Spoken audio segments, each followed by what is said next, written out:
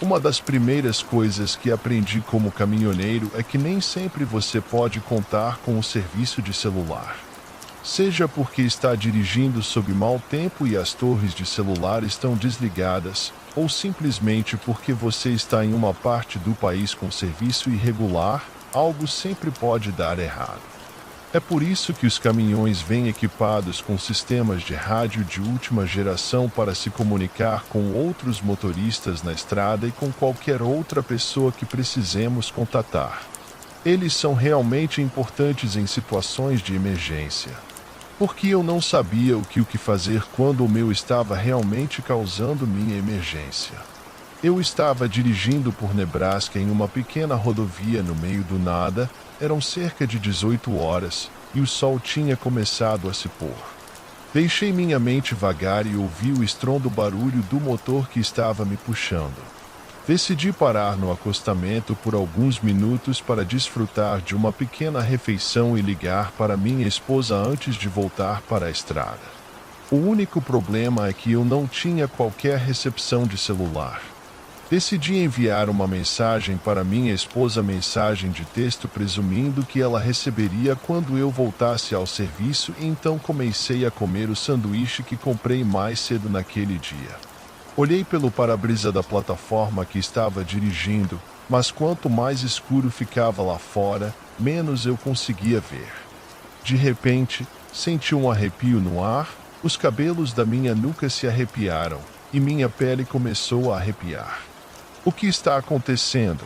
Pensei comigo mesmo enquanto olhava em volta e via que não conseguia ver muita coisa. Decidi virar meus faróis para me acalmar. Não havia nada ao meu redor, exceto pela minha vida. Eu não conseguia me livrar daquela sensação estranha. Decidi encerrar minha refeição e pegar a estrada novamente, só por segurança. Não mais do que 2 minutos depois de colocar o caminhão de volta na estrada, ouvi o clique do rádio CB do meu caminhão, como se alguém estivesse tentando falar comigo. Peguei o microfone para ver se alguém estava tentando conectar, mas antes que pudesse falar, ouvi uma voz. "E onde você está indo?" perguntou. Não reconheci o tom da pessoa falando comigo, então soube que não era ninguém da empresa em que trabalhava. Perguntei a eles com quem eu estava falando, mas só fui recebido com silêncio. Imaginei que fosse apenas algum tipo de brincadeira, mas cerca de 1 minuto depois ouvi a voz novamente. "Ainda vejo você", disse a voz grave. Minha mão agarrou o volante ainda mais tenso enquanto minha mente corria. Tentei encontrar uma explicação lógica para quem eu estava falando, mas fiquei em branco. Deve ter sido apenas um brincalhão, pensei comigo mesmo, mas foi quando a pessoa do outro lado do CB começou a descrever meu caminhão. "Você está em um Mack Truck vermelho cereja carregando madeira serrada para o pátio de carga de Bay-City." Ele até sabia o número da minha placa. Comecei a olhar em todos os meus espelhos para ver se estava sendo seguido, mas para minha surpresa, a estrada ainda estava vazia. A sensação de terror tomou conta de mim enquanto tentava descobrir quem era essa pessoa e como ela sabia tanto sobre minha caminhonete. Olhei para o meu telefone, que estava no painel, me perguntando se deveria pedir ajuda, mas então me lembrei que não havia serviço de telefone celular. Não conseguiria ajuda, mesmo que eu quisesse. Continuei dirigindo pela estrada o mais calmamente possível, apenas esperando a voz falar novamente. Eu sem querer comecei a acelerar. Deve ter sido meu nervosismo, porque eu nem percebi que ele fez isso. "Por que você está correndo?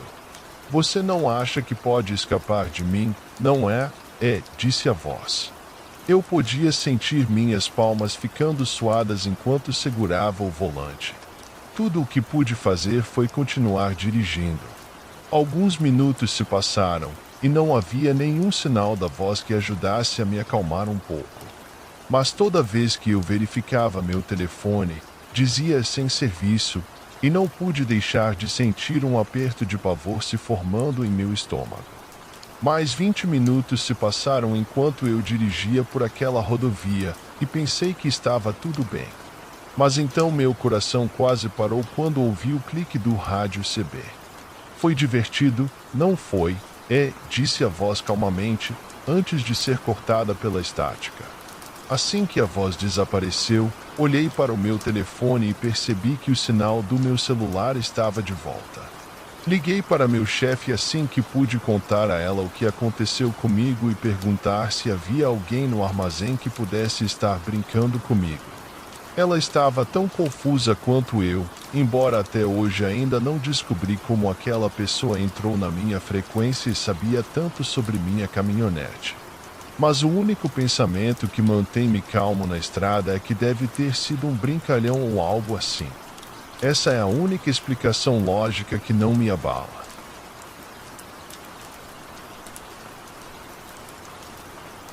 Profundamente, era pouco depois das 5 horas da manhã, e eu acabará de pegar meu equipamento para mais um dia na estrada. Adoro o início dos meus turnos porque o sol geralmente ainda não nasceu. No entanto, as estradas geralmente estavam limpas. No entanto, naquele dia foi um pouco diferente. Enquanto eu dirigia pela estrada vicinal que saía da empresa para a qual trabalhava, percebi outra plataforma à beira da estrada. Não reconheci o caminhão, com uma pessoa parada do lado de fora, mas decidi encostar na frente dele e ver se precisava de ajuda. O homem estava parado perto da parte de trás do seu trailer, olhando para o chão como se algo tivesse caído. Gritei para ver se precisava de ajuda e expliquei que estava dirigindo pela estrada e notei que seu trailer havia se aberto. Perguntei se eu tinha visto algo no meio da estrada que pudesse ser sua carga. Eu disse a ele que não, mas não tive problema em pegar uma lanterna e olhar ao redor. Tirei minha lanterna do bolso e comecei a iluminá-la nas laterais da estrada, mas assim que fiquei de costas para o homem, me arrependi. Senti algo pequeno e pontudo na minha nuca antes que a eletricidade começasse a fluir pelo meu corpo. Levei um choque e meu corpo basicamente desabou no chão. Eu não estava inconsciente, então pude sentir o homem me virar e me arrastar para a traseira de sua caminhonete. Quando chegamos lá, ele me levantou e me forçou a entrar no trailer. Cada vez que fui forçado a entrar, eu estava recuperando um pouco da minha força. Balancei meu braço em direção ao homem com meu punho pronto para o impacto, mas o homem se esquivou do soco e enfiou o taser na lateral da minha caixa torácica. Meu corpo convulsionou e eu desmaiei no chão do trailer. A escuridão começou a me envolver quando a porta do trailer se fechou e eu gritei por socorro ao ouvir o homem trancando-os por fora. O caminhão deu a partida e pude sentir a estrada sob as rodas enquanto tentava me apoiar nas paredes do caminhão. Levei um minuto para me livrar dos efeitos do taser, mas assim que o fiz, rapidamente lembrei que estava com meu celular. Peguei-o e liguei para o 911 para explicar o que estava acontecendo. Foi difícil para o despachante me ouvir com todo o barulho do caminhão, mas expliquei para ele onde fui agredido e retirado, e ele me garantiu que a ajuda estava a caminho. Fiquei ao telefone com o despachante pelos próximos 10 minutos ou mais, implorando por ajuda, mas ainda não havia sinal de nenhum policial por perto. Foi quando pude sentir o caminhão começando a desacelerar. Viramos em uma estrada muito mais acidentada, forçando o motorista a ir muito mais devagar. Expliquei isso ao despachante e, quando senti o caminhão parar, pedi ajuda uma última vez e desliguei o telefone. Eu não queria que meu agressor visse meu celular e o tirasse de mim. Ouvi o homem arrastando os pés enquanto caminhava lentamente em direção à traseira do caminhão para destrancá-lo. Enquanto destrancava a porta, lembrei a mim mesmo que ele tinha um taser e que, se eu quisesse fugir, teria que tomar cuidado. Quando a porta se abriu, foi como um clarão de luz, mas não podia deixar que isso me perturbasse muito, porque sabia que só tinha alguns segundos, caso contrário ficaria atordoado e indefeso novamente. Esperei até que o homem se inclinasse para dentro do trailer para pisar por dentro, e quando ele o fez, Aproveitei a chance e chutei minha perna direita em direção à cabeça dele, o que o fez cair um pouco para trás, e aproveitei para correr e pular do trailer. Consegui passar por cima do homem que ainda se recuperava do chute que ele evitou, e assim que meus pés tocaram o chão, eu desci. Corri o mais rápido que pude na direção de onde viemos e, ao mesmo tempo, me atrapalhei com meu telefone e liguei para o 190 de volta. Descrevi meus arredores para o despachante, que me disse que a polícia estava a cerca de 2 minutos de mim e para manter a calma. Me escondi atrás de uma árvore e fiquei de olho na estrada, esperando que meu agressor não me encontrasse. Os 2 minutos levaram uma eternidade para passar, mas finalmente fiquei aliviado ao ver as luzes vermelhas e azuis piscando subindo a estrada. Os policiais encontraram o caminhão do qual fui forçado a sair abandonado, de onde escapei, e o motorista não foi encontrado em lugar nenhum. Os policiais revistaram a área por horas, mas não conseguiram encontrá-lo, o que foi sem dúvida a experiência mais assustadora da minha vida. Toda vez que estou na estrada, me pergunto se vou ver aquele homem.